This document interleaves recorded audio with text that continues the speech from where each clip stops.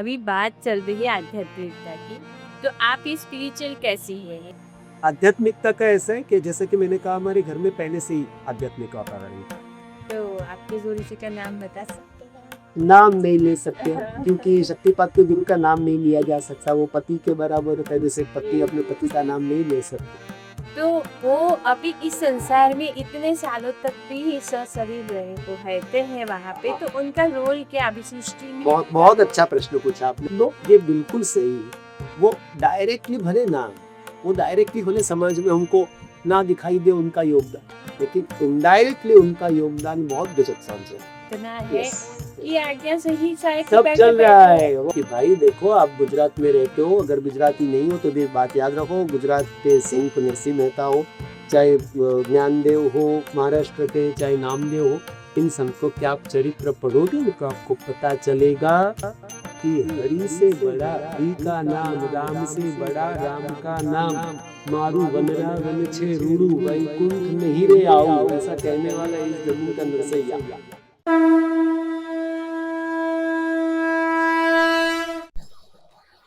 नमस्कार बेटू, हमारे चैनल आपका स्वागत है।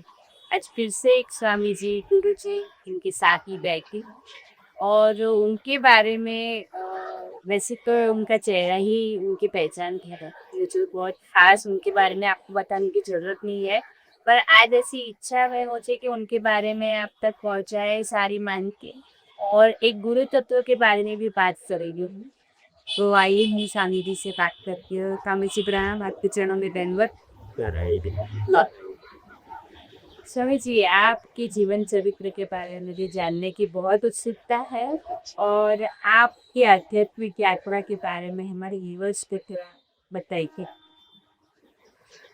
अब देखो जीवन चरित्र तो ऐसा है बहन, महापुरुषों का कोई जीवन चरित्र हो, हम तो संत हैं और बड़े सामान्य जीव है, पर सोशल मीडिया के द्वारा जो प्रचार प्रसार होता है उस बल से थोड़ी बहुत पहचान ही पाती। जो मिला है माता पिता और गुरु जी के द्वारा मिला, जो गुण है वो उनके द्वारा मिले, जो अवगुण है वो हमने कमाए हुए हैं। बुराइयां हमारी है, सदगुण जो भी दुनिया को दिखते हो माता पिता और गुरु के लिए हुए। आपने कहा जीवन चरित्र तो ऐसा है कि मेरा जन्म हुआ कड़ी है, महसाना डिस्ट्रिक्ट का कड़ी शहर, वहाँ पे भी वो शहरी बहन अपने आप में बहुत देख कहो नालू।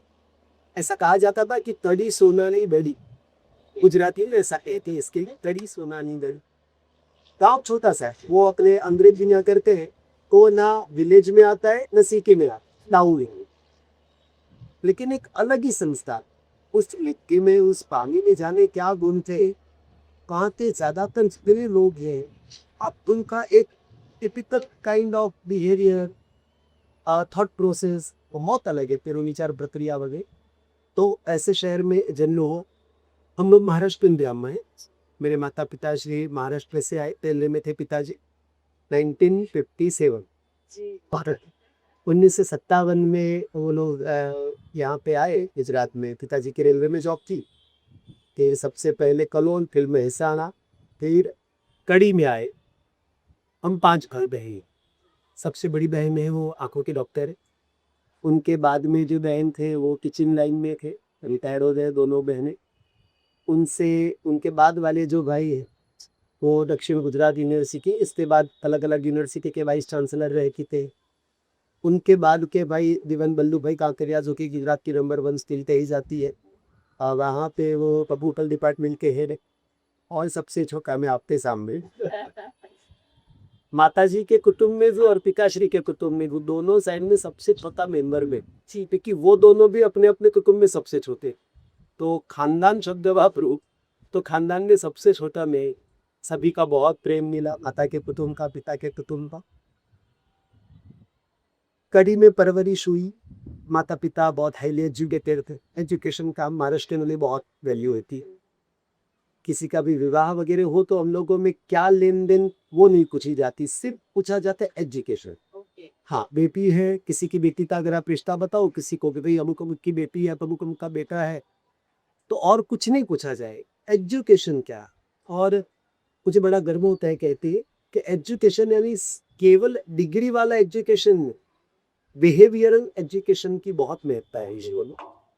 तो माता पिता बचपन से इस बातों पर तरफ ध्यान देते हो कि अपने बच्चे के संस्कार सही होने चाहिए। 2 काम कम आएँगे चलेगा, पर इसकी वजह से कहीं कुटुंब परिवार का नीचा नहीं दिखना चाहिए। तो वैसे संस्कार मिले।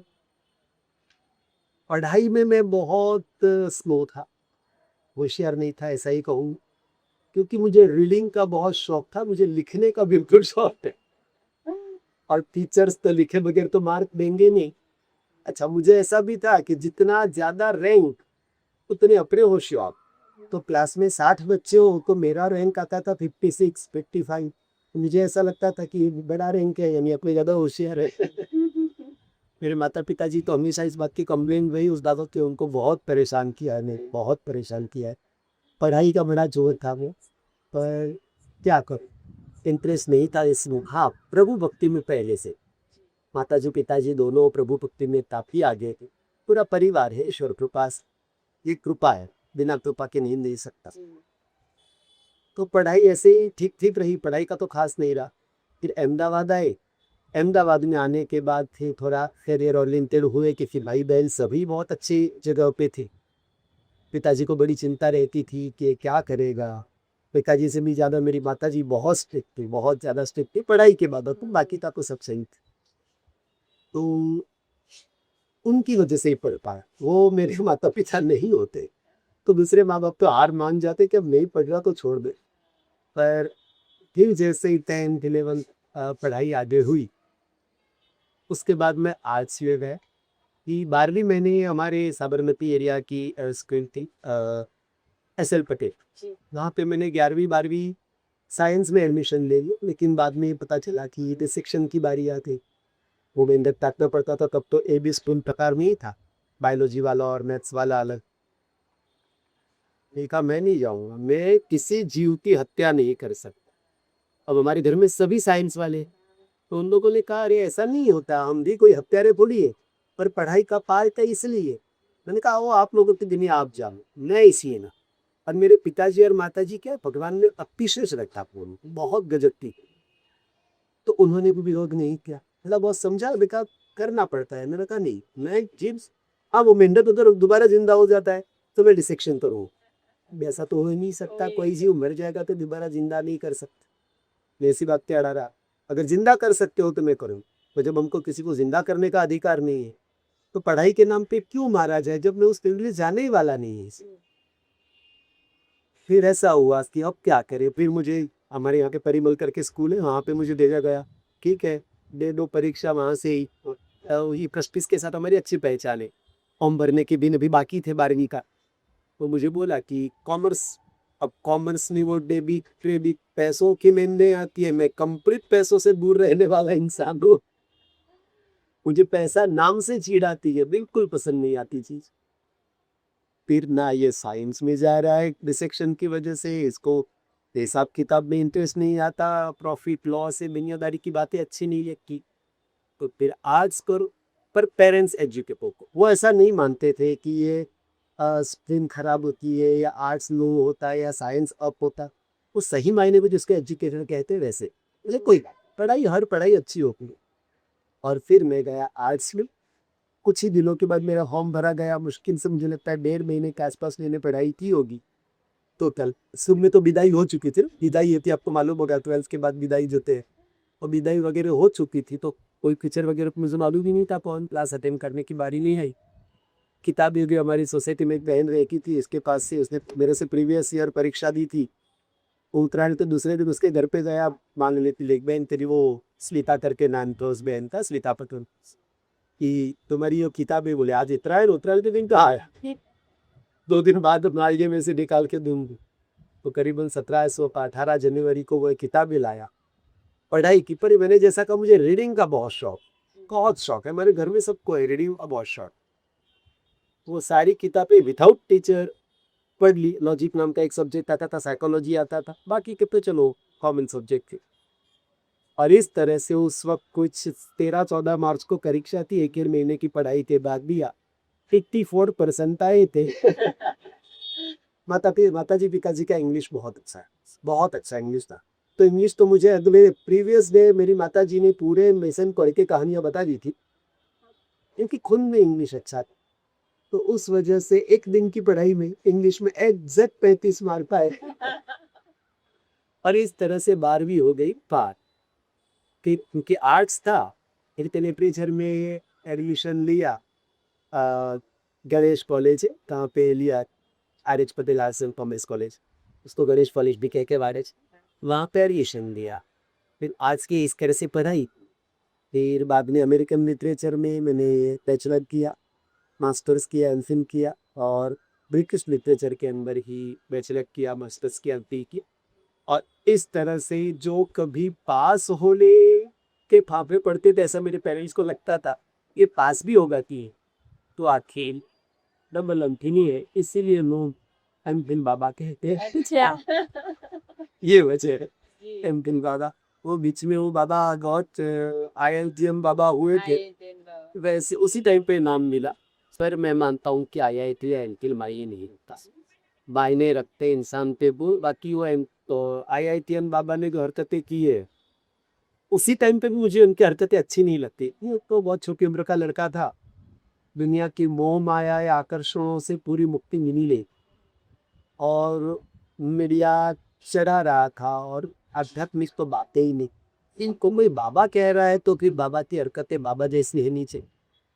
और उनके माता पिता को भी दुखी करने की बातें वो बहुत आसानी से बता देते थे। मैं माँ को नहीं मानता, मैं पिता को नहीं मानता, ये मैं तो दुष्टता कहूँ लोगों को। ऐसे कोई भी बाबा हो, अगर मैं भी वैसा सिखाता हूँ तो मेरे भी पीछे नहीं आना चाहिए। जो भगवान से और माँ बाप से दूर पड़े, वो कोई बाबा ऐसा फिर वो बाबा कहलाने के लायक। तो ऐसा मेरा सफर रहा। और उसके बाद Saint Joseph English medium school में नौकरी मिली, पिछले 29 साल से सेवा दे रहा हूँ। खूब प्रेम मिलता है, अपार प्रेम मिलता। मेरी औकात नहीं है इतना प्रेम प्राप्त करूं, क्योंकि मैंने मेरे जीवन में कभी मैंने टीचर्स को कभी अच्छा नहीं कहा क्योंकि मुझे स्कूल जाना अच्छा नहीं लगता था। मैं माता जी के साथ रहना मुझे बड़ा अच्छा लगता। मेरे बहुत ज़्यादा माता पिता से मेरा अटैचमेंट रहा, उनको छोड़ के मुझे जाना अच्छा नहीं लगता था स्कूल। मेरे माता जी बच्चे मुझे इतना प्रेम देते स्कूल के, बहुत अपार प्रेम देना, मतलब आप सोच भी नहीं सकते कि मैं रोड पे निकलूँ तो ऐसा लगता था कि आशाराम बापू आ गए। हाँ, मतलब लिटरली रोड के ऊपर बच्चे दौड़ दौड़ के आएंगे, प्रणाम करेंगे। अभी के चलो बड़े करते हैं, पर तब तो छोटे बच्चे, तब तो मैं सर था, बाबा जी नहीं था। सर वाला जीवन जीता तो बॉयकट थे, जटा वगैरह, शादी वाला वेश नहीं। पर इस हालत में भी बच्चों ने खूब प्रेम, तो मेरे माता जी उन बच्चों को कहते कि उनको क्यों इतना प्यार देते हो, इसने तो कभी अपने टीचरों को अच्छा नहीं किया, इनको तो तुम्हें बुराई करनी चाहिए, इसलिए हमेशा अपने टीचरों की बुराई की है। सच्चाई है ये, सच्चाई है।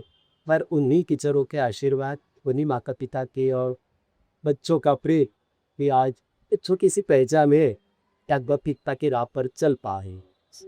तो ऐसा है ये सब। तो फिर ये पहलू तो आपका स्टडी का और मतलब ये जो सांसारिक जीवन का था, मतलब वे बोलते कि भाई संसार में रह गया आपने वहां तक पहुंचे। अभी बात चल रही है आध्यात्मिकता की, तो आप ये स्पिरिचुअल कैसी हुए, स्पिरिचुअल जर्नी के बारे में आप बताइए। आध्यात्मिकता का ऐसा है कि जैसे कि मैंने कहा, हमारे घर में पहले से ही आध्यात्मिक वातावरण था। महाराष्ट्र में कितना भी मॉडर्न हो जाए, जैसे अपने गुजरात के बारे में भी कहूँगा, राजस्थान, भारतीयता की अपनी खासियत, इंसान इतना ही मॉडर्न नहीं जा, लेकिन माता पिता अपने बच्चों को अमुक संस्कार देना नहीं सीखते। काम के टाइम पे बाहर नहीं खेलने का, भगवान खाना खाने बैठे हैं ढूंढ लेगी, दिया लगाने का टाइम हो गया, चलो आ जाओ सभी घर में हाथ मुंह धो के आ जाओ, करके प्रार्थना करो। आजकल थोड़ी फास्ट लाइफ हो गई, नहीं ये सब चीज़ें बंद हो गई है। माता पिता ब्रह्म नौकरी करके, माता बेचारी नौकरी करके मेट्रो में बैठ के या तो गाड़ी लेके आएगी, तो शाम को 9-10 बजे आओगी तो तब दिया लगाएगी। लेकिन पहले हाल में ही को कि अपने खेलते हुए है, शाम के समय को भी अपनी माताएं अपने को खेलने में दे, अब नहीं, अब शाम हो।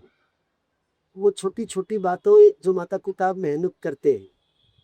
और मेरा पूर्व जन्म का भी, मतलब हरिद्वार में जब मैं गया, 5-7 साल हो गए हैं, तब मुझे मेरा पूर्व जन्म का इतिहास पता चला। तो मैं, मेरा पूर्व जन्म जो है वो बिहार और उत्तर प्रदेश की बॉर्डर के ऊपर का एक गाँव है। मेरा जन्म वहाँ था।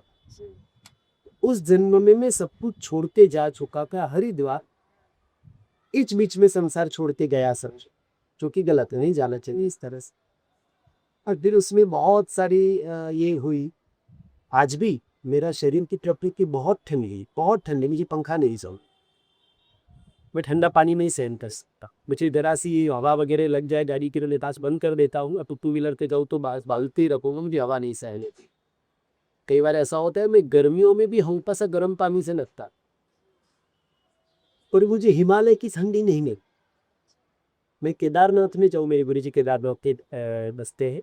1737 वर्ष इनके पूर्व हो गए, 1738वां वर्ष चल रहा है। तो आपने अपनी पे कहा कि आपको इसी के बारे में पॉडकास्ट बनाना है, तो वो बात भी आगे आएगी कि वो मेरे जीवन में कैसे आए। तो आश्चर्य की बात मुझे भी कई बार लगता है कि मुझे हिमालय में ठंडी नहीं लगती, वहां पर मैं जैकेट नहीं पहनता। जब भी यहाँ पे 2-4 डिग्री भी अगर टेम्परेचर डाउन हो जाता है, अभी आप देखो ना गर्मी के दिन है, पर मुझे जैकेट में बिल्कुल अनकंफर्टेबल क्यों नहीं हो रहा है? क्योंकि ये आत्मा कहो चाहे चेतना कहो, किसको हिमालय की आदत है कुछ नहीं जोड़ने की। बहुत लंबे वर्षों तक मैं वहां के रहा हूँ, और फिर उस जन्म में संसार ने खींचा कहो, ने कुछ नहीं खींचा हो, जो मुझे इसमें पता चला महाराज जी द्वारा मेरे विरचित 11 कि छोटी सी बात के लिए एट द एज ऑफ 85 मैं हिमालय छोड़ के फिर से मेरे गांव में चला गया कि जो मेरी पत्नी थी वो सुखी है कि नहीं, इसको मेरे बच्चे रख रहे हैं कि नहीं। एट द एज ऑफ 85 माया ने खींचा। मूर्खता थी, बेवकूफी, जब इतना छोड़ चुके हो। अब अगर वो अपने बच्चे अपनी पत्नी को ढंग से रख रहे हैं कि नहीं, अगर माया ने की के सामने उसके भी तो बच्चे थे, वो रखेंगे। पर मामू नहीं रहा था, पर किसी का अपना कर्मी। मेरा प्रवास आश्रम में छोड़ के आया, और उस मोह माया की वजह से ये जन्म लेना का, ये मेरे गुरु जी के द्वारा बताई यही बात। तो पिछले जन्म के तो है, इतना लंबा समय में हिमालय में रहा है यहाँ। आज भी वहां पे जाता हूँ तो वहां की कई जगह ऐसी है कि इस जन्म में मैं पहली बार गया हूँ वहां पे, और वो वाइब्रेशंस, वो जगह को देख के ऐसा लगता है कि ये सब मुझे जाना हुआ है। अपने आप मुझे रास्ते पता चलता है, यहाँ से रास्ता जाएगा, इधर से इधर जाए तो ऐसा होता होगा, इधर से जाए तो पानी की टंकी आती है, इधर से जाए तो इसके पीछे पहाड़, इसके पीछे झरना है, इधर से जाएंगे तो चनार के पेड़ आएंगे। तो उस इलाके में जब मैं घूमता हूँ, अभी भी मैं हर गर्मियों में हम लोग चले जाते हैं हिमालय। अब तो मेरा प्रभु की कृपा से बहुत लंबा चौड़ा शिष्य परिवार है, सबको लेके जाते हैं हम लोग वहाँ पे। ये करते हैं, शिविर करते हैं।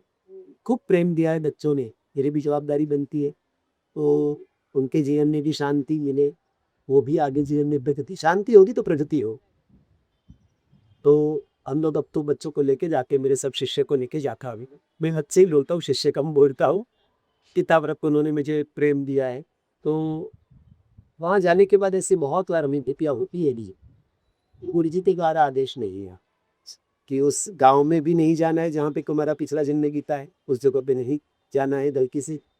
और वो कोई भी आदे, उसका उल्लेख बहुत बार नहीं है बच्चे। लेकिन लंबे समय के बाद, क्योंकि आपने मुझे पूछा कि आपकी आध्यात्मिक में गति कैसे रही बता, इसलिए बताना जरूरी सके। तो उस जन्म का जो अधूरा था, इस जन्म में पूरा कैसा भगवद गीता में कहा गया है कि परमात्मा फिर वो प्रवास वहीं से आगे शुरू करवाते हैं। तो वो प्रवास इस जन्म में इस तरह से शुरू हो चुका और यहाँ तक पहुंचे। तो कौन सी एज थी आपको कि आपको पता है? मुझे बचपन से, मुझे विवाह नाम की संस्था में मेरी बहुत श्रद्धा नहीं है। बचपन से ही मेरा एक था कि मैं विवाह के बंधन में तो नहीं बनेंगे, उसी हाल में मैं कहूँगा। और बहुत छोटे थे कब हमारी माताजी पिताजी हमको ले जाते कथा में, पांचों भाई बहनों को ले जाते, कोई भी भागवत कथा हो तो वहाँ पे सुना था, और मेरी बड़ी श्रद्धा है। मैं शायद खुद का भरोसा नहीं करूँगा, दुनिया में कोई भी व्यक्ति ऐसा होगा कि तो बहुत सत्यवादी, इसका हो सकता है मैं भरोसा नहीं करेगा, लेकिन मेरी बात में बहुत मानता हूँ। भारतीय धर्मशास्त्र कभी गलत नहीं है, शास्त्र कभी गलत नहीं है। और शास्त्रों में कहा है कि अगर एक व्यक्ति मोक्ष की राह पे जाता है, एक व्यक्ति अगर संन्यास ग्रहण करता है, निष्ठा से निभाता है, तो उसके माता की तरफ की 71 पीढ़ियां और पिता की तरफ की 71 बीती पीढ़ियों में अगर अपने कर्मवश कोई नरक नहीं सद रहा है, तो क्योंकि ये जीव मोक्ष मार्गी है, उनके सारे अपराध माफ करके उनको स्वर्ग दिया जाता है। मोक्ष तो नहीं मिल सकता, मोक्ष तो जो मोक्ष मार्गी है इसी को मिलेगा, लेकिन उनका अक्खा शिफ्ट हो जाता है, क्योंकि उसी परंपरा में इस जीव ने जन्म लिया। तो मोक्ष की महत्ता बहुत छोटी उम्र से मालूम थी कि इतनी बड़ी चीज आगे आने वाली पीढ़ी को भी उससे बड़ा फायदा होता। मेन तो चलो, नहीं तो राही पी मेरी का क्या पीढ़ी है, लेकिन भाई बहन परमात्मा की कृपा से सभी बहुत अच्छे मिले। मेरी भाभिया, मेरे जो जीजा जी है वो, ये बच्चे, बच्चों के पेरेंट्स, स्कूल, हमारे बॉस, मेरे सभी सहकर्मचारी भाई बहने, जहाँ पे मैं जॉब करता हूँ सेन के सब स्कूल, सभी अड़ोसी पड़ोसी, मतलब कहीं तो कोई नेगेटिव मिले। क्यों मिलेगा? हाँ वही क्योंकि ईश्वर आप की इतनी जो कृपा राह है। पे चलते हो वहां पे अच्छे ही लोग मिलेंगे, बिल्कुल बिल्कुल, प्यार ही मिलेगा। खूब प्रेम मिल रहा है खूब। हमारी सोसाइटी में मैं जहाँ पे रहता हूँ लोग खुद से ज्यादा मेरा ख्याल करते हैं। मेरी गाड़ी आएगी तो उनके ज्यादा चिंता होता है कि इनकी गाड़ी को पार्क करने को जरूरत नहीं चाहिए। मतलब हर बार मेरी कपुत्ती गाड़ी में ही मेरे शिष्य ही लेते आते हैं, लेकिन अगर वो छोड़ने हम पार्क करने के लिए जाते हैं कहीं पे शुभ हुआ हो कुछ, या किसी घर पे कुछ दुखता कर्म हुआ हो, तो विष्णु सहस्त्र नाम, फिर रुद्राष्टकम, इसे अलग अलग 2 ढाई घंटे का कार्यक्रम। पैसे के को मैं स्पर्श करता नहीं, मेरे गुरुजी के 12-13 साल पहले मनाए थे कि पैसे का स्पर्श नहीं करी। मेरे लिए बहुत अच्छा हो गया, मुझे वैसे पैसे से चिढ़ थी। उन्होंने छुड़वा दिया। तो स्कूल में जॉब करता हूँ लेकिन पगार नहीं गई। और कहीं से हम ये जाते हैं तो लोग मानते नहीं है कि नहीं हम बिना खिलाए नहीं भेजेंगे, और आप आए सत्कर्म आए तो आपको भी तो कुछ पुण्य मिलना चाहिए। तो वो जो कुछ भी हम पाठ करने के लिए जाते थे, कुछ पैसा रखा है तो फिर गौ सेवा में दे के, भारतीय रेलवे लक्षणा देसी गौ, जर्सी गौ, चलो बेचारा प्राणी है गाय जैसा दिखने वाला, तो वो पीछा के योग्य तो नहीं, पर अपनी देसी गौ बताओ की जो देशाला होती है, हमें इधर दान दे के आया हुआ का जो इच्छा कि जिसने बेचारे ने हरि मिलन करवाई, उसके भाव भक्ति से हमको बुलाया, हरु नाम सुनने की उस जमाने की इच्छा हुई इस कलयुग में। तो 2-3 घंटे हमारा भी पूरा समय 24 दिन तो सही व्यक्ति मिल गया। उसने भी अड़ोसी पड़ोसी सबका आमंत्रित करके दिलाया है, और प्लस में पैसे भी दे रहा है। ये पैसे पे अपना अधिकार नहीं है, ये इसी के नाम से लोई सिरा में दे दी। तो ऐसा है। तो आपको आपके गुरुजी कब मिले और कैसे मिले? गुरु जी तो ऐसा है कि पूर्व जन्म से रहा ही होगा उनका, मैं ज्यादा तो नहीं देख पाया। उनके जो सिद्ध शिष्य थे उनके द्वारा जो मुझे बताया गया था हरिद्वार में, लेकिन मुझे वो फिजिकली जब मिले तो अहमदाबाद में पहली बार मिले मुझे 1997, 1997। तब मुझे सेंट जोसेफ स्कूल जहाँ पे मेरी जॉब चालू, मेरा पहला या दूसरा ही साल था, दूसरा साल होता 97 में मैंने स्कूल ज्वाइन की, 98 का एंड होगा। तो उस समय ड्यूटी से मुलाकात, वो वैसे रहते हैं केदार क्षेत्र में, केदार के मजे रहते, वो बर्फ के अलावा जमीन पे पाँव नहीं, 12 महीने नहीं पे रहते।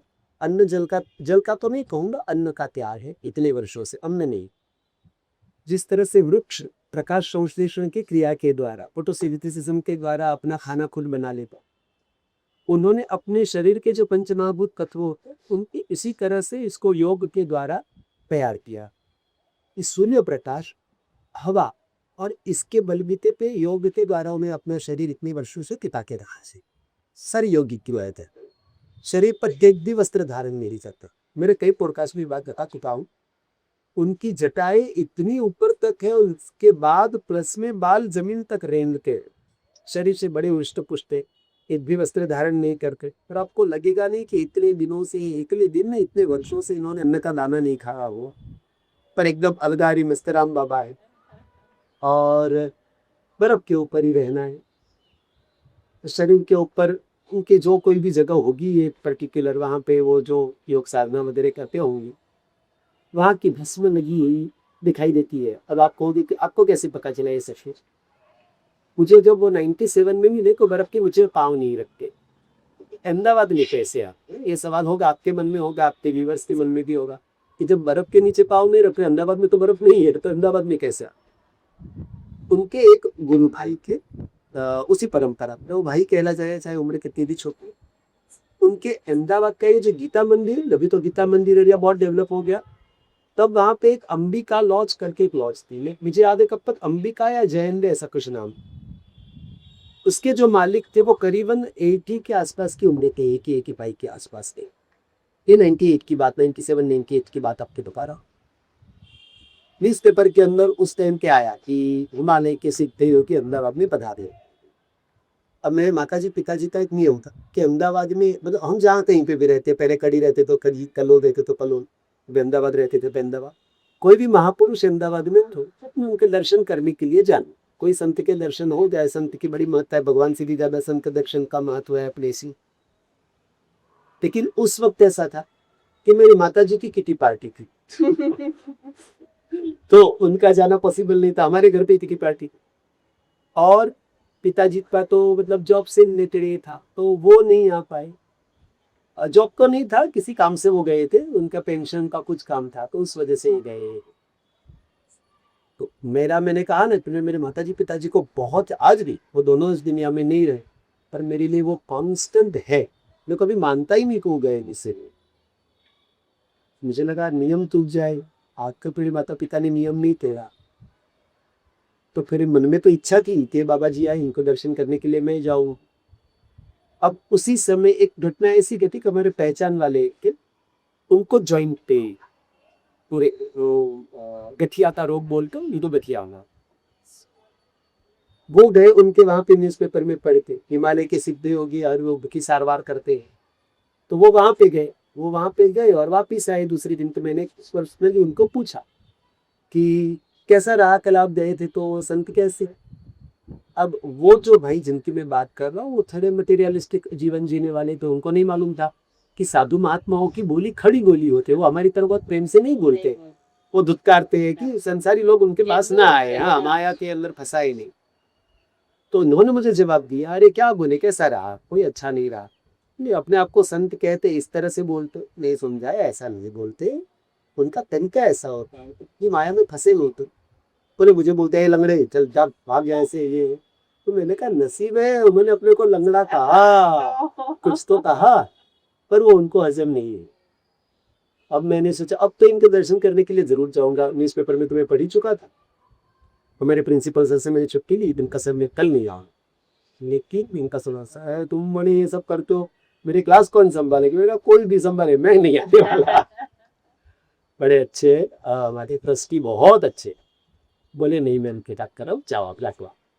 मैं दूसरे दिन गया तो ये जो मैं बता रहा हूँ, गीता मंदिर के पास अंबिका लॉज थी, वहाँ पे वो लकड़े की सीढ़ियाँ होती थी ना पुराने जमाने में, ऐसा लॉज के ऊपर जाने के लिए लकड़े की सीढ़ियाँ थी इस जमाने में।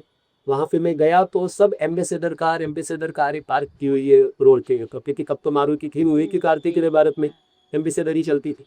तो देख के पता चला कि बहुत पैसे वाले लोग यहाँ पे आए गए। अब वहाँ के नीचे एक दुकान थी किराने की ऐसी कुछ, तो मैंने वहाँ पे जाके पूछा कि भाई वो हिमालय के कोई सिद्धो योगी आए हैं, वो कहाँ। तो उस दुकानदार ने बोला आ बधी लाइन एनी छे, मतलब गुजराती में ये सारी लाइन इसकी है, ये तो दिख रहे हैं उनको मिलने के लिए आए। तो मैंने कहा वो कहाँ पधारे। बोले सीढ़ी चढ़ जा। और मैं मेरी उम्र बहुत छोटी थी, 24 के आसपास होगी उस टाइम। तो ठीक है, और वैसे भी मेरा स्ट्रक्चर एक दुबला पतला हवा के साथ उड़ जाऊं ऐसा है, तो और एकदम छोकर मध्य ऐसा चेहरा था। तो मैं सीढ़ियाँ चढ़ के ऊपर गया, जैसे जैसे एक एक सीढ़ी चढ़ रहा हूँ, धीरे धीरे वो मुझे ऊपर जैसे पहुंचा तो वो दिखने लगे सामने। अब उनकी एक तरफ माताएं बहनें बैठी थी, एक तरफ सब भाई बैठे हुए थे। अहमदाबाद के उस जमाने के बहुत श्रीमंत लोग जिसको कहेंगे, ऐसे लोग आ रहे हैं। और बाबा जी बिल्कुल सामने बैठे हुए गद्दे पे, अरे कमलगारी मस्ती में, शरीर पर कोई वस्त्र नहीं, जटाएं फैली हुई है। मुझे अभी तो दूर से ही देखा, हॉल जैसा कमरा था, दूर से देखा और मैं कहता था चल बाहर यहाँ से, चल चल चल, तू आया तू, कोई भी आ जाता है ठोकरे खाते रहो, कोई भी आती, मैं तो क्या। मैं कहा बाबा जी प्रणाम तो कर लो, आपके मुझे प्रणाम करनी, चल भाई यहाँ से। मैं कहा बाबा जी ज्यादा समय नहीं लूंगा, बस एक बार आपके दर्शन कर, हो गए दर्शन, नहीं से चल बात। पर फिर भी वो बोले जा रहे थे, मैं सीधे चल रहा था, फिर सामने गया, गुस्सा हो गया, सुनाई नहीं देगा तुमको हम कह रहे। मैं कहा बाबा जी बस केवल प्रणाम कर दो, हो गया ना प्रणाम, भागो यहाँ से। उनका बाबा जी एक बार दंडवत प्रणाम करो, बड़ा जिथरी लोग क्या है। फिर आखिर में कर ही लिया, खड़े के अपनी जगह पे जोन प्रदक्षिणा चढ़नी चाहिए थी। और अब संत महात्माएं को पीठ घुमा के तो जा नहीं सकते, सब उल्टा उल्टा उल्टा जाते जाते सीढ़ी के पास पहुंचा। फिर से उनको प्रणाम करके उतर रहा हूँ। अब धीरे धीरे उतर रहा हूँ कि फिर वही बॉडी मेरी धीरे धीरे एक स्टेप नीचे जा रही होगी। जाने से पहले फिर से एक बार मुड़ के मैंने कहा देख तो लो फिर ऐसे संत कब मिलेंगे। और जैसे मेरा लास्ट वो नज़ारा नीचे का हुआ, 2-3 सीढ़ियाँ और उतराऊंगा, आवाज आई, ए छोकरे, ये लड़के आजा चल। बहुत अच्छा लगा मुझे, कहा ये पक्का। मैं 2 स्टेप चढ़ के ऊपर देखने लगा, बाबा जी मैं, हाँ चला जा। बहुत खुश हो गया, बहुत खुश हुआ। फिर मैं गया, ये देखिए, क्यों आया था तू? फिर जो आपको बताइए काले उनको बताइए। तो मेरे माता पिता का ऐसा नियम है और आपका ऐसा पड़ा। तो सोचा मेरे माता पिता का संकल्प क्यों टूटे, परिवार का कोई एक जना दर्शन कर ले। क्या जानते हो धर्म के बारे में? तो बाबा जी, हाँ जानेंगे, हम तो कोरी स्लेट है, कोरा कागज है, आप कुछ लिख दो तो हो, बाकी हमको तो कोई ज्ञान नहीं। अब उनपे ये सब उत्तर बड़े अच्छे लगे। मेन तो जो मैंने आपको कहा, पूर्व जन्म से रिलेटेड उन्होंने वाइब्रेशन चेक कर दिए इस समय का। बाकी वो बैठने में मुझे ही नहीं लग रहा था, वो बैठे भी बुलाया भी था। फिर उन्होंने एक शक्ति के बारे में पूछा, इस शक्ति के बारे में जानते हो? इसके बारे में मैं बहुत रेयरली कहीं पे पढ़ चुका। हाँ बाबा जी इसके बारे में मैं जानता हूँ। बाकी के जितने लोग बैठे थे वो तो मतलब किन्हीं के कांटेक्ट में या तो अन्य किसी धर्मगुरुओं के कांटेक्ट में आने वाले लोगों थे, उन्होंने भी ये नाम नहीं सुना। तो मैंने बताया हाँ, उन्हें क्या जानते हो इसके बारे में? मैंने कहा ऐसा ऐसा मैंने सुना। चाहिए तुम्हें ये शक्ति? तो भिखारी तो लॉटरी लग गई। इनका बाबा जी मेरी पात्रता आप तो लगे, यज्ञ लगू तो बड़ा आनंद होगा मिलेगा। बाबा जी ने मेरे सामने बहन एक बड़ी विचित्र कंडीशन है। उन्होंने कहा कि तुम्हें मेरे साथ नग्न अवस्था में सोना पड़ेगा। अब ये तो बहुत विचित्र बात हो गई कि मैं मेरी माता जी के सामने भी कभी मैं शर्ट भी नहीं बदलता, मुझे नहीं पसंद आता। कि हम धोती भी पहनते हैं तो मैं धोती में पायजामा पहनता हूँ, मुझे नहीं पसंद आता कि हवा आए और पाँव दिखे। है मेरा थोड़ा सा ऐसा कि पुरुष है, इसका मतलब ही नहीं कि भाई शरीर का अंग प्रदर्शन हो। बहनों को नहीं चलता तो पुरुष का भी नहीं चलना चाहिए, नियम सबके लिए इक्वल होने चाहिए। तो अब ये जवाब क्या दूं लो? मेरे मन में नेगेटिविटी भी नहीं आई उनके लिए कि संत है, वो तो पॉसिबल ही नहीं नेगेटिविटी। पर ऐसा एक क्षण ऐसा सुन के मुझे लगा कि क्या वो जो बोले वही मैंने सुना, या तो मैंने जो सुना वही उनके द्वारा बोला गया, कि मैंने कुछ एक्स्ट्रा सुन लिया गलत। तो मैं ऐसा अवाचक हो गया। मैं सोच रहा था, हंसने लगे जोर से, कहा गए तुम सब नाटक करते हो, तुम्हारा कुछ ये नहीं होता, फालतू की बातें करते हो। फिर मैंने कहा महाराज जी मैंने मना नहीं किया, मैंने हाँ भी नहीं कहा, ठीक है मान तो हाँ नहीं, मना भी नहीं किया। मेरे मन में कोई नेगेटिविटी नहीं है, नकारात्मकता नहीं है। मैं तो केवल सोच रहा था कि क्या मैंने वही सुना जो आप बोले हो, या तो आप वही बोले हो जो मैंने सुना है। तो बोले ठीक है दलील बस करो ज्यादा, बोलो तैयारी है तुम्हारी? महाराज जी अभी मैं मेरे माता पिता का आश्रय, मैं उनको पूछे बगैर कोई बात नहीं कर सकता। तो बोले ठीक है जाओ कल आना, सोच के आना है। ठीक, फिर प्रणाम किया। बाकी के सबको जी बड़ा आश्चर्य हुआ। दूसरा दिन फिर आप समझ सकते हो क्या हालत रही होगी। कांस्टेंट सोच रहा था जिस विद्या के बारे में कभी किसी से नहीं सुना, एक आध दो जगह पे जिसका उल्लेख बड़े बड़े लोगों को नहीं मालूम, वो चीज ये देने की बात कर रहे हैं, लेकिन देने की कंडीशन बड़ी विचित्र रख रहे हैं। मैंने मेरी माता जी को बात, she was very free minded, highly educated थे दोनों माता पिता, बहुत एजुकेटेड। उन्होंने कहा देखो तुम्हारा प्रश्न, तू कहता है मुझे संसार में जाना नहीं है, मैं विवाह नहीं करूंगा, मुझे संन्यास मार्ग प्रेम करना, प्रभु भक्ति करनी, तो इस मार्ग पे बेटा अलग अलग तरह की साधनाएं हैं। मैं तो मौत नहीं जानती, मैं तो धर्म क्षेत्र जानती हूँ, मुझे साधनाओं के बारे में ज्यादा नहीं था। तू पढ़ता रह क्या कुछ ही मालूम होगा? मैंने कहा हाँ माँ ऐसा ऐसा है। बोले तू डिसीजन नहीं, मैं कुछ नहीं, मुझे कुछ लीरा भी नहीं देखी, तू हाँ कहेगा मना करेगा, मुझे उससे, मैं उससे निरपेक्ष हूँ। तो पूरा ball is in own court, अब इसको मैं कैसे बोल करूँ? बड़ी बड़ी दुविधा में पूरी रात बीती। दूसरा दिन हुआ, बेटा नहीं ये मौका गंवाना नहीं। देखता तो महाराज जी क्या कहते हैं कि इन लोगों का तरीका अलग होता है, हो सकता है परीक्षा कर रहे हो। मैं गया तीसरे दिन गया तो मैं देख लिया तुझे आते हुए, अच्छा, मैं जब निकला तो मेरी माताजी ने क्या किया था कि निकलते वक्त यस्टरडे की जो रोटी होती है वो रोटी सुबह सुबह निकला था मैं, और गर्म दूध उसमें शक्कर डाल के चूरा करके लिया कि बेटा भूखा मत जाओ, कुछ खा के जाओ। वहां पे कितनी देर लगेगी क्या लगेगी अपने को नहीं मालूम। वो महाराज जी मुझे पूछते हैं रोटी और बीफ खा के आया। आई वॉज स्टर्न, इनको कैसे मानी। बहुत सारी बातें उन्होंने बताया। कल तुम्हारी माँ की किटी पार्टी थी ना, कुछ खमण बनाए थे। ये मैं कौन, इनको कल की किटी पार्टी मालूम, खमण बनाए थे मालूम। बहुत हालत खराब हो गई मेरी। उनका हाँ हाँ महाराज जी हाँ, मैं सब कुछ हाँ हाँ किए जा रहा हूँ। फिर बोले आओ विराजो। छोटे से लड़कों को इतना बड़ा महात्मा विराजो है, मुझे लगा टॉन्टेल बोल रहे हैं, पर मैं हंस दिया। मैं था उस दिन भी अहमदाबाद के ऐसे बड़े बड़े लोग वहां से आए एक,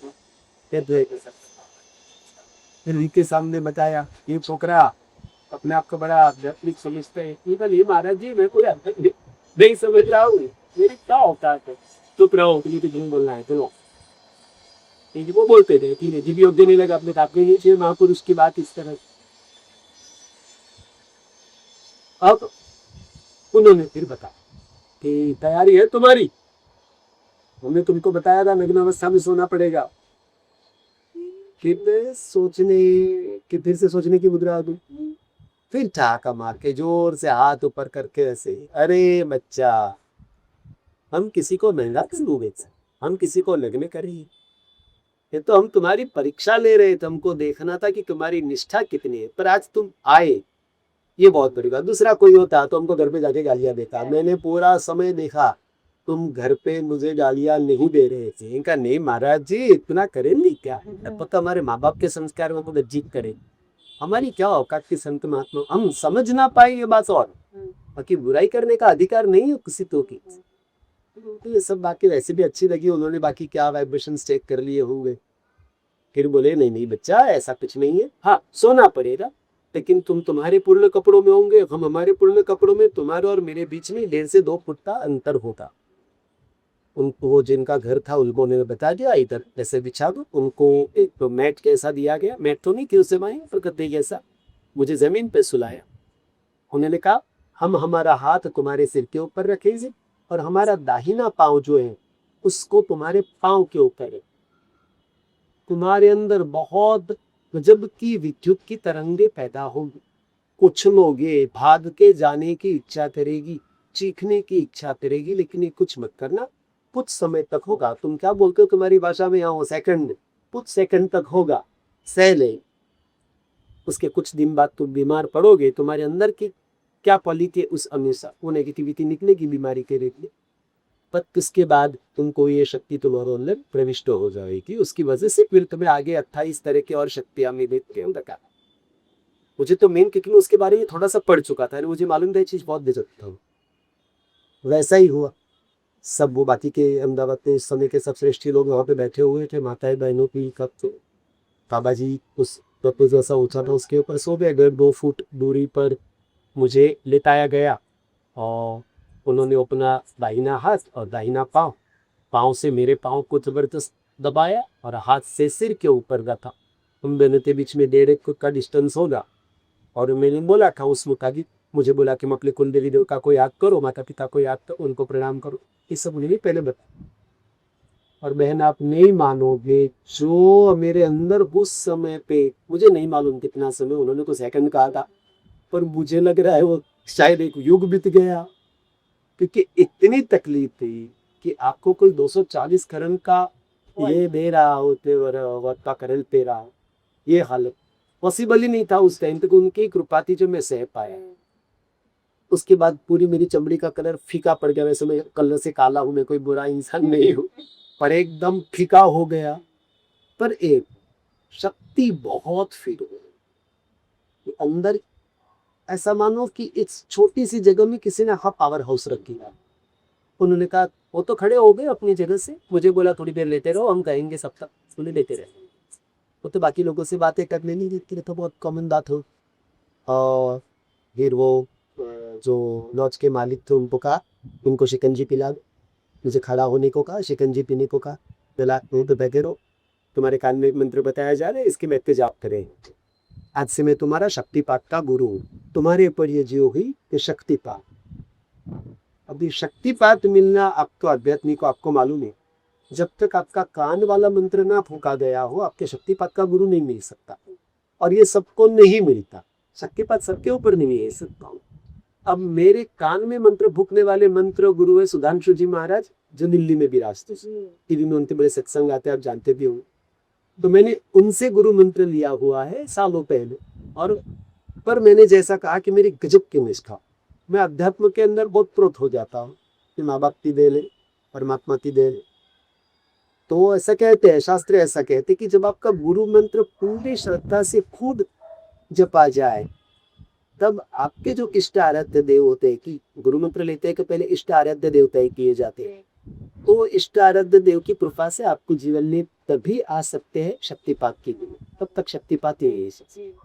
और वो दिन जब उन्होंने मुझे कहा कि बच्चा ऊपर ये जो हुआ है शस्त्रपात और तुम्हारे का जो अभी जो मैं तुम्हें बताया जाए, इसको बैठ के आते जपो, अब से मैं तुम्हारा शक्तिपात का गुरु, मेरी हाजिरी में जितने जपते हो जप लो।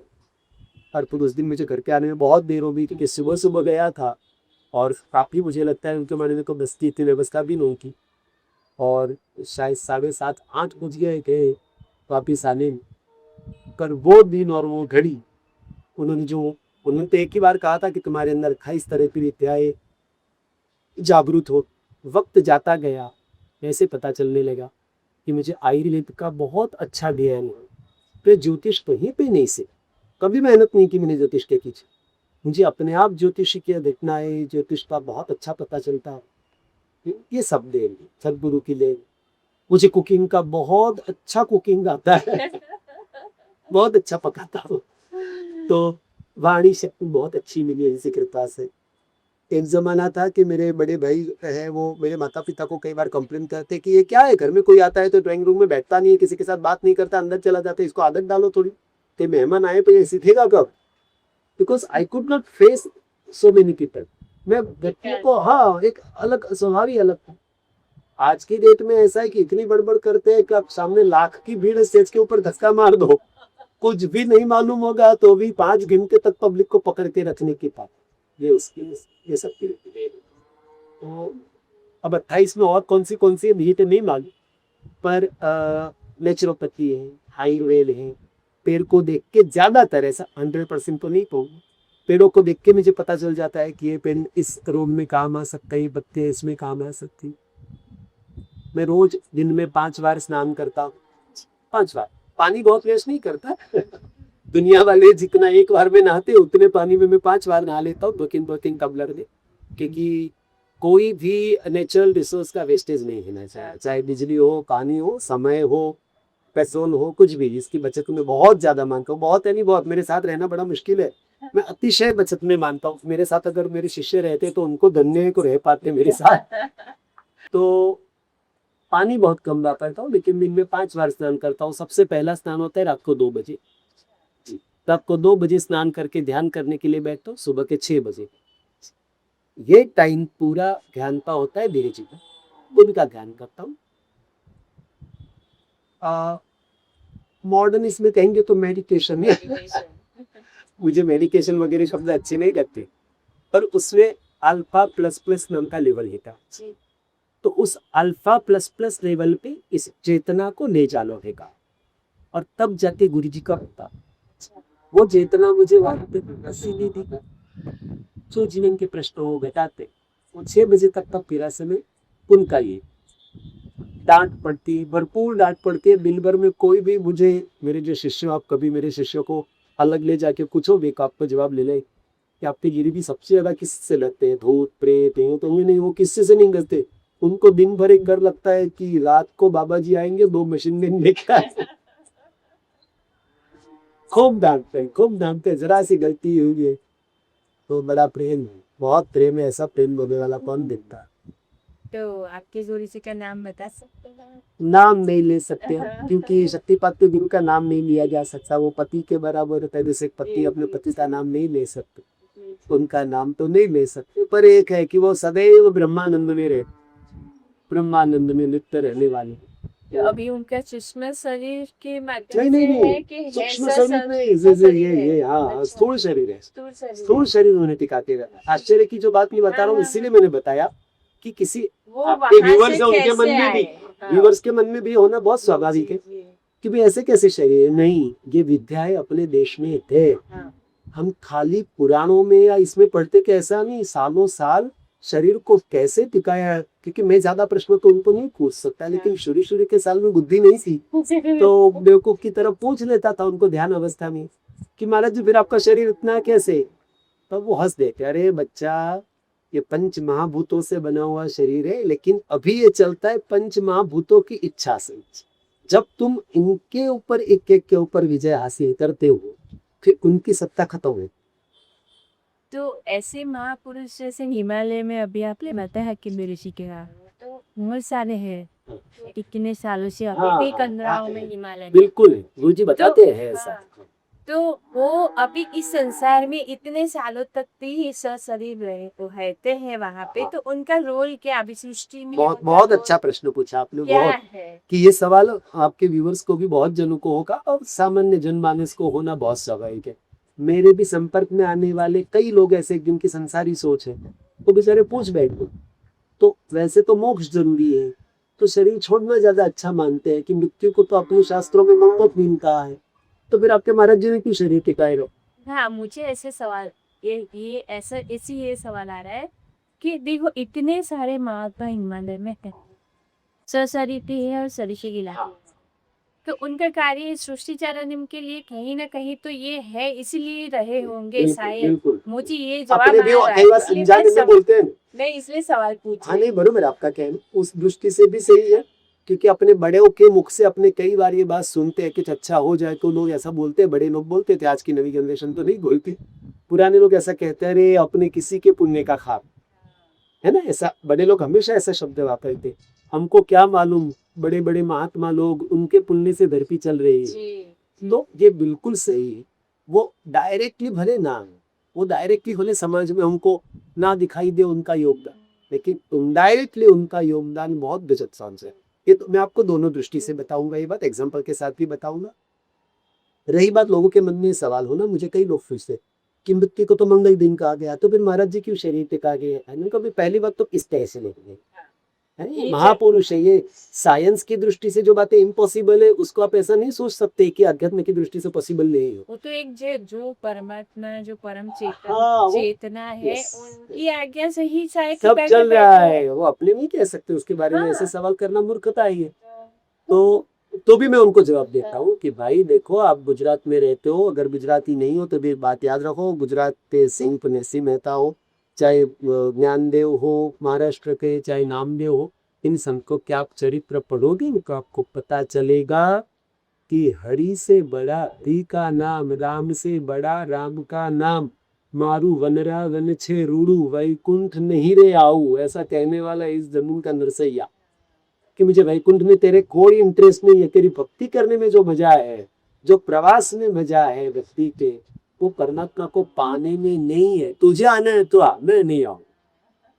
तो वो लगातार हिमालय में रह के हरि भक्ति की मस्ती में रहते। उनको जब चाहे जहां जाना हो जा सकते हैं। उनको हमारे जैसे बंधन नहीं है कि चाहे तो भी नहीं जा सकते, जाते होंगे। और उनको भक्ति में ही जब आनंद है, और भक्ति का तो ये मैं खुद अब जो थोड़ी बहुत जानता हूँ, अनुभव करता हूँ, कह तो सकते भक्ति की एक अलग खुददारी हो कि अलग दुनिया, चाहे सब कुछ लुट जाए, वो जो एक रहता है अंदर का, वो बहुत कुछ रहता। फिर शरीर की त्रास होता हो, पीड़ा होती हो, एक बार उधर तार जुड़ चुके, फिर तकलीफ नहीं। फिर वो इंसान हो सकता है आपको बाहरी रूप से बहुत कुछ करता दिखाई दे रही, और उसकी चेतना लगातार वहां वो कहता है वो संसारी हरकतें करता दिखाई दे रहा, लेकिन उसका मन संसार में नहीं है। जैसे शास्त्रों में जनक राजा का एग्जाम्पल है कि जनक राजा थे, राज्य कारोबार संभालते थे, किसी को दंड भी देते थे, लोगों को देखने के लिए भी निकल पड़ते थे, किसी को प्रेम से बात भी करते थे, बेटियों का विवाह भी करवाया राम और बाकी के 3 भाइयों के साथ, संसारी धर्म के, लेकिन कहीं पे भी लिप्त नहीं। जैसे कमल पिचड़ में खिलता है, लेकिन पिचड़ की ताकत है किसको छू सके। तो सेम वे ऐसे महात्मा लोग भले शरीर में है, शैलिंग चेष्टा है, स्पर्श नहीं कर सकते। दूसरा आपने जो कहा, इसका सिंपल एग्जांपल बताऊंगा, आप फौरन समझ जाओगी। आपको मालूम है भारत देश को आजाद करने के लिए गांधी, नेहरू, इनका नाम लिया जाता है। अध्यात्म क्षेत्र में आप जाओगे, थोड़ा स्टडी करोगे तो आपको पता चलेगा इनके नाम फालतू में आगे लाए गए, इनका कोई योगदान नहीं था। इनके साथ महर्षि अरविंद, महर्षि अरविंद, उनका सबसे बड़ा योगदान उनका रहा। उन्होंने पहले इसके अंदर क्या बोलते हैं फिजिकली बहुत हिस्सा लिया, लेकिन जब उनको लगा नहीं, इस तरह से विरोध करने से अंग्रेज देश से नहीं जाएंगे, आध्यात्मिक लेवल पे मैं कर पाऊंगा। And you will not believe, आप सर्च कर सकते इसको, कि उनका जिस दिन जन्म है, उन्होंने जाके वहां के भीले होगी दक्षिण भारत में अपना सी आश्रम की वहां पे पूरी साधनाएं की स्थिति रहते तक जो भले गीते धरने ने अपने शिष्यों पर अदा दिया था। ये 15 अगस्त को भारत देश के हर एक छोड़ के जाएंगे। अंग्रेजों को खुद को भी नहीं जब तय हुआ था कि अपने छोड़ के जाना पड़ेगा, ताकि गांधी का आंदोलन या नेहरू का आंदोलन, कोई जो कि सब चला दी हुई बातें, गलत बातें, ये महर्षि अरविंद, मतलब ये चेतना ने किया हुआ काम। आप कोई भी, मैं आपकी व्यूअर्स को भी कहूंगा, बिल्कुल स्टडी करके देखो इस पे, ये जीत स्टडी करने लायक कि उस आदमी की साधना, उसकी चेतना। और वो आदमी इतने सालों पहले बता चुका था कि 15 अगस्त 1947 को इस देश को अंग्रेज छोड़ेंगे ही छोड़ेंगे, और उसी दिन उनका जन्मदिन था, उसी दिन उनके जन्मदिन के दिन छोड़ा हुआ है देश को। तो ऐसा योगदान होता, डायरेक्टली आपको नहीं दिखाई देंगे, पर वो वहां बैठे बैठे वो करेंगे कि जो हम किसी का जो 1000 जने मिलके भी नहीं कर सकते।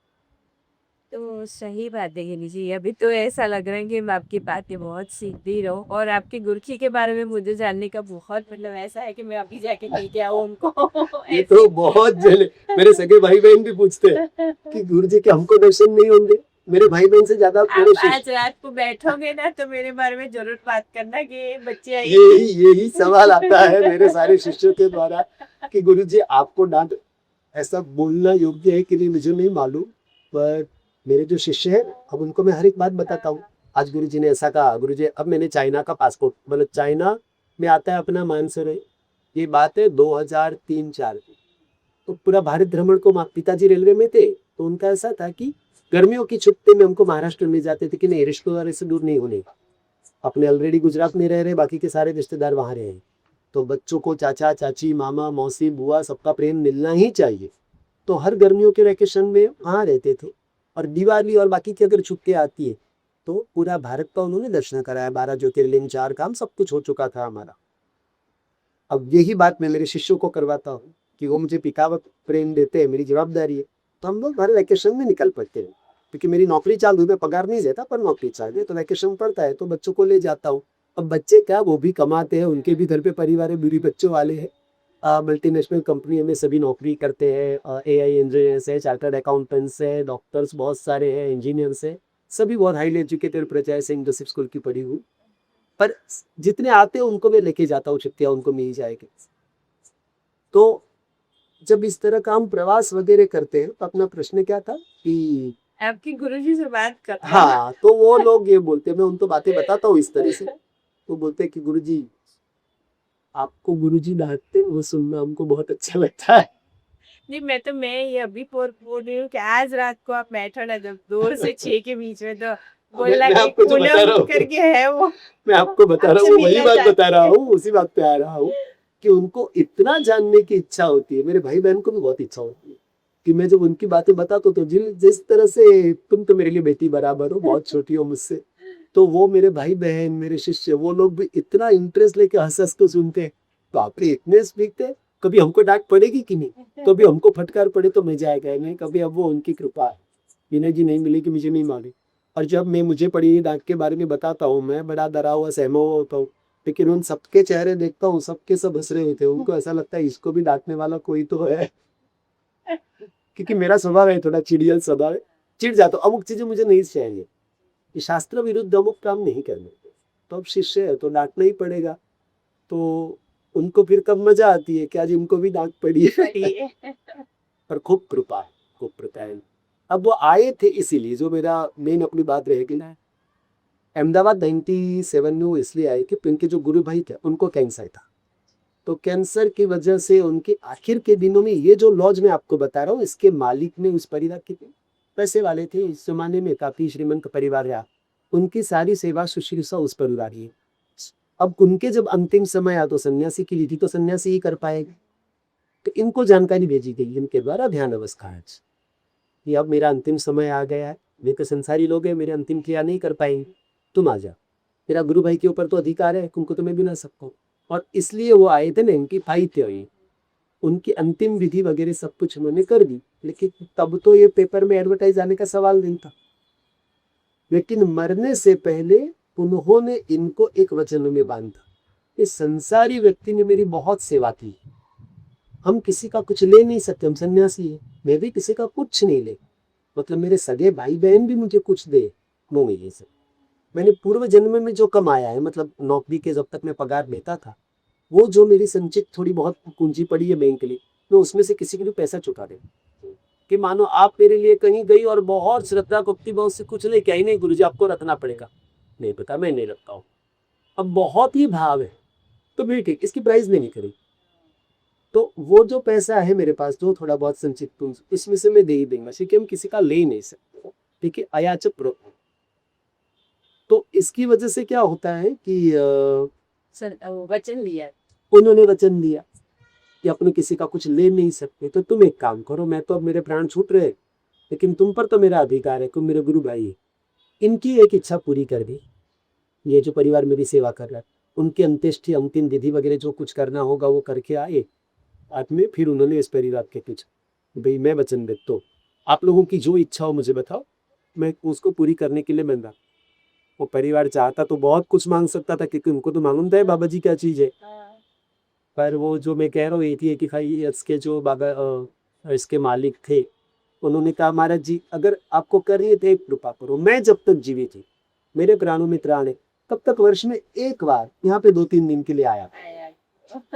और बस वो संयोग कि 97 में जब वो आए, उन्होंने वो पेपर में ऐड भी और मेरा जान, उस वक्त वो उम्मीद है, उसके बाद फिर एक वर्ष आप नेक्स्ट ईयर फिर आए, उसके बाद नहीं है। तो वो जो मालिक थे उनका 91 में देहांत हो गया कि उनका वचन पूरा हो गया, बच्चों के लिए तो आने से रहे, उन्होंने कहा था कि मैं जीवित रहूं परफेक्ट, आप इतनी कृपा करो, कि 98 से उनका आना बंद है। तो तब से उन्होंने उंगली थामी हुई है इस पापी जीव की कि नहीं आप वही पार कराएंगे, बाकी अपने अंदर तो बहन बहुत बुराइयां होगी, बुराइयों का भांड है अपनी, पर फिर कृपा है। आपको यही आज्ञा मिली है कि अभी आपको यहाँ रहना है वहाँ? हाँ नहीं, मेरी माता जी का जब देह विलय हुआ, पिताजी को तो गए हैं काफी समय है, माता जी का जब देह विलय हुआ तब फिर मेरी इच्छा थी, मेरा आश्रम है, वो आश्रम भी गुरु जी की दया से मिला, वो जगह मुझे ध्यान में बार बार उनके द्वारा बताई जाती थी, तो वहाँ पे कुछ आश्रम बनाने, तो वो जगह वह कड़ी थौड़ रोड के है, यहाँ पे कड़ी नवताश मेरा जन्म हुआ है, उसके पास ही वो जगह कड़ी थौड़ मेन रोड के ऊपर है आश्रम, नारायण वन नाम रखा हूँ।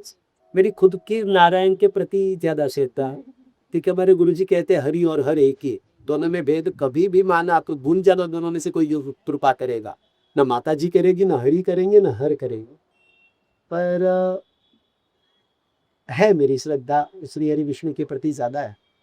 तो उनके द्वारा दिया गया वो आश्रय, तो मेरी इच्छा थी माता जी के देह विलय के बाद में चला जाओ, और उन्हें मना, ठीक तुम वहां पे जाके अकेले का कल्याण कर पाओगे, यहाँ पे रह के तुम स्कूल में बच्चों को अंग्रेजी के साथ साथ इतने सहस्त्र नाम सिखा के, हमारी स्कूल बड़ी पवित्र है, आप सुनोगे तो शायद आपकी आईब्रो ऊंची हो जाएगी, क्या बात कर रहे हो इतना जोरदार है। यहाँ पे रोज बच्चों को 21 बार गायत्री मंत्र रोज, ओम नमः शिवाय की एक माला मंत्र जाओ, हफ्ते में एक दिन तो सभी को विष्णु सहस्त्र नाम करना ही करना है। जब स्कूल छूटती है तो स्कूल का बच्चा एक एक क्लास जैसे टीचर छोड़ते हैं, तो छूटने वाला हर एक बच्चा छूटने से पहले ही शुरू हो जाता है, बेल बजते ही हर एक क्लास में आपको हनुमान चालीसा शुरू हो जाता, बच्चा जाते जाते हनुमान चालीसा गाते गाते ही जाएगा, हनुमान चालीसा और श्री रामचंद्र कृपालु भजन, ये गाते हुए ही बच्चे क्लास के बाहर निकलेंगे। अटेंडेंस ली जाएगी, roll number 1 2 3, yes sir, yes ma'am प्रकार नहीं है। हरिओम हरिओम। हरिओम, यानी कौन इतनी बार हरिओम, मतलब कॉन्स्टेंट। पवित्र जगह है। ये एक ऐसी स्कूल है बहन, आप आओ, मैं कहूँगा जरूर आप आओ स्कूल के अंदर कभी, जब स्कूल टाइम चालू हो तब। यहाँ पे बच्चा अपने टीचर को बिल्कुल हमारी जो हिंदू परंपरा है उसमें मुताबिक पाँव के अंगूठे को उंगलियां टच करा के प्रणाम करता। खाली नमस्ते तो आजकल चला ही गया, बच्चे प्रणाम ही नहीं करते टीचरों को ऐसे देख भी के, हाथ प्रणाम भी हाथ नहीं जोड़ के भी जोड़ते। नहीं जोड़ते। यहाँ का बच्चा कंप्लीट झुक के प्रणाम इसी पर हर स्कूल में होना चाहिए, बिल्कुल होना चाहिए। और यहाँ के पेरेंट्स भी बहुत अच्छे, बच्चों को यहाँ पे डांटा जाए फटकारा जाए, मतलब बिना वजह तो कोई नहीं मारेगा ना, पर ये मालूम है कि गिल्ली मिट्टी है, अभी इसको जैसा आकार देंगे वैसा ही आकार। तो अभी यहाँ पे अमुक तरह की लया करना या अमुक तरह के लाड़ पार करना गलत है, क्योंकि समाज को अच्छे नागरिक मिले, अच्छे इंसान देंगे। तो इसलिए माँ बाप का भी बहुत सपोर्ट, हम डांटे ये करें तब भी पेरेंट्स की कोई कंप्लेन नहीं आती। तो बड़ा रामराज है स्कूल के अंदर। तो मैं तो वैकुंठ ही कहता हूँ, वो वैकुंठ तो मैंने नहीं देखा, मेरी सेम जैसा मेरा वैकुंठ। और यहाँ का हर एक टीचर्स का, हर एक पेरेंट, हर एक बच्चा बहुत सही माहौल।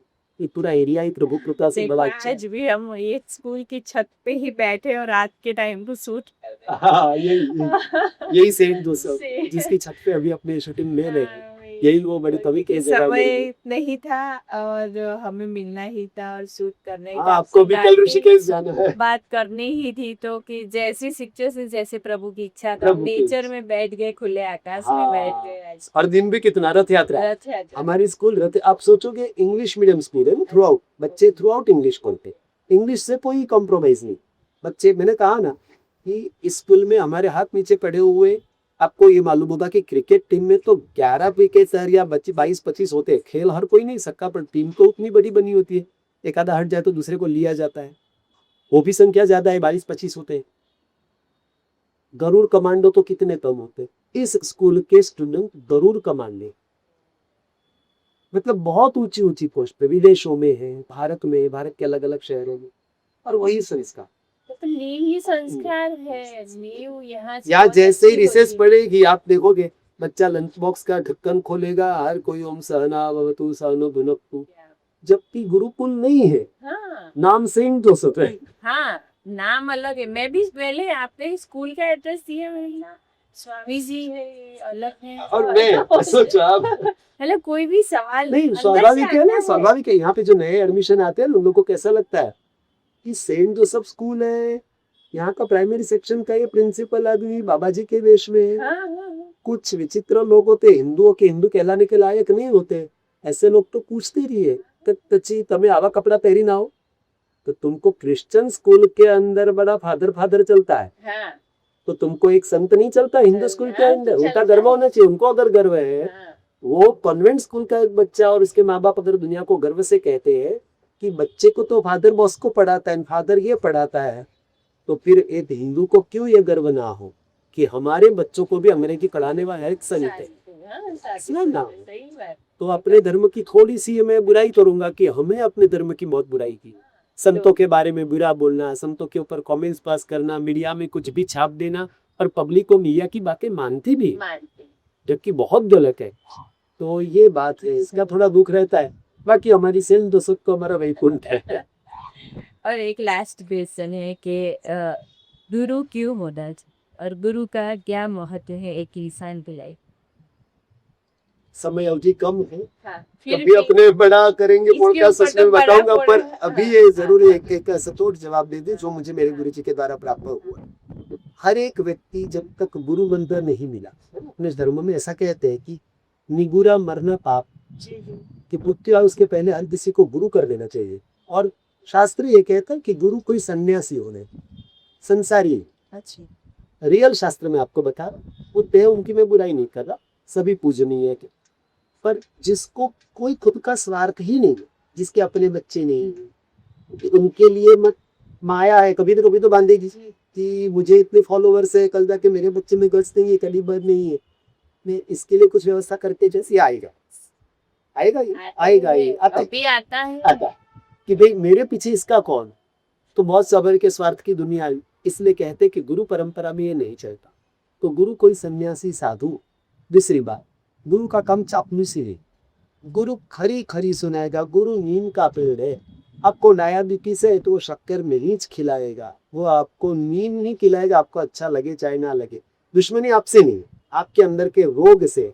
रोग मरा, आपका गुरु फिर आपको जरूर मुखौतरा सेम दे। हर एक जीव जो बुरी मार्ग के ऊपर नहीं, वो भी गीली मिट्टी वाला व्यक्ति, उसके अंदर यही डायबिटीज किसी न किसी वैचारिक रूप में घिसा हुआ। गुरु हो गए बरोबर करेक्ट ट्रीटमेंट करते जाए।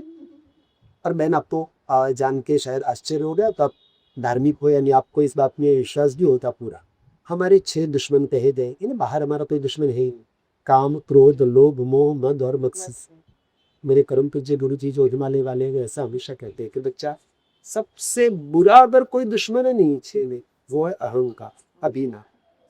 तो तुम जिसको भी प्रेम करते हो, तुम्हारा जिसके प्रति रिस्पेक्ट है, वो अगर अहंकारी बनता है ना, तो उसको अहंकार से बाहर निकाल। हो सकता है तुम्हें उसके साथ दुश्मनी हो जाएगी, हो सकता है वो कभी तुम्हारा मुंह नहीं देखे, पर अगर तुम चापलूसी करते तो कुनारे जैसा उसका उतना बड़ा कोई दुश्मन है।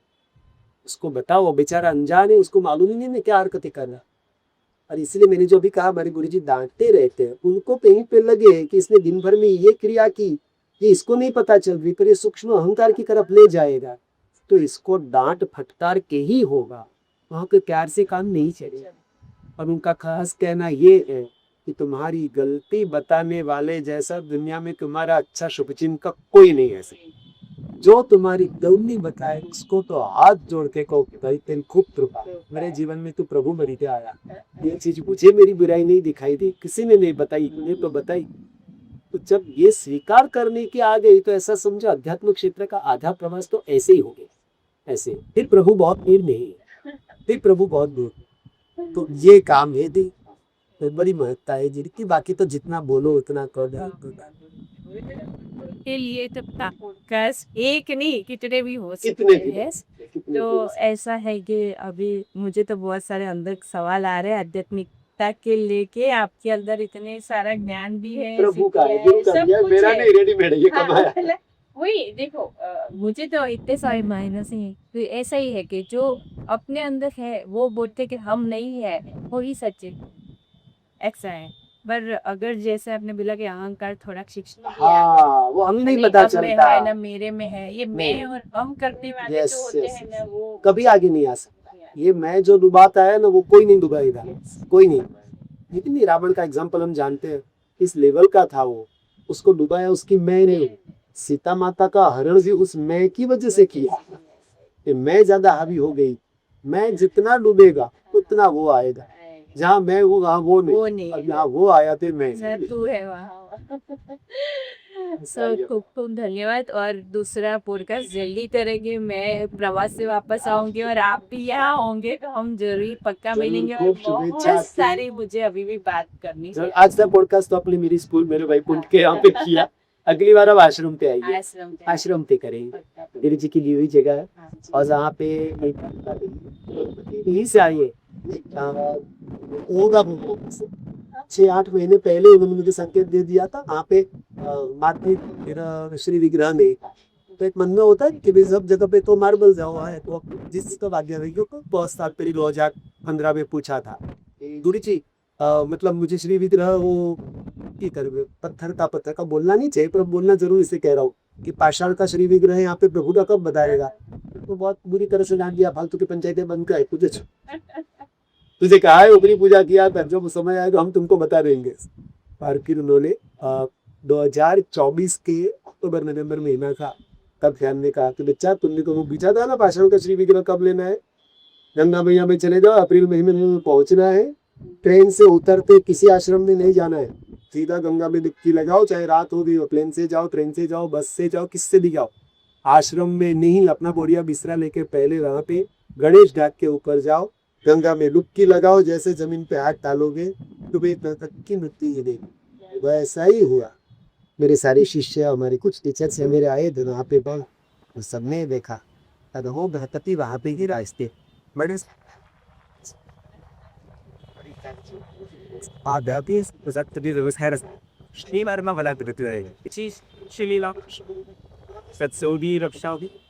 मैं तो क्या मेरे गुरु जी की बातें बताता हूँ, उनके द्वारा ही नीला को बताऊंगा बिनिया को।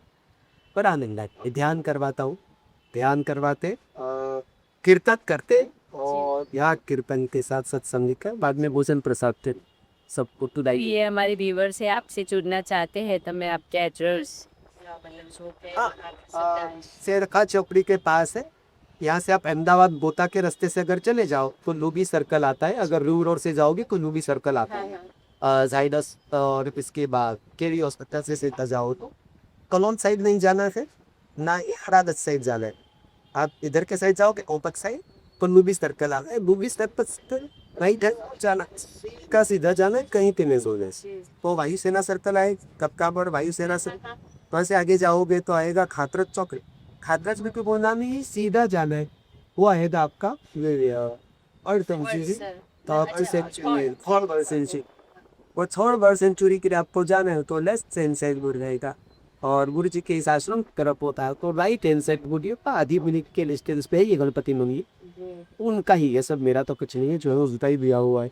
हाँ, अभी मेडिटेशन ध्यान भी बहुत चलता है, इसके बारे में भी नहीं बात करेंगे, बहुत करेंगे। आप करते हैं ये सब कि मेडिटेशन इतने टाइप के है कि सब कंफ्यूज होता है कि कौन से टाइप पर ध्यान करें, क्या ध्यान में क्या कैसे करना चाहिए, ये बहुत कॉम्प्लिकेटेड सोशल सबकी पद्धति अब हर अलग है। दिन तो ये तो एक ही चरण पैक कर दीजिए आपकी चरण में नवल वो बालन लिया आपसे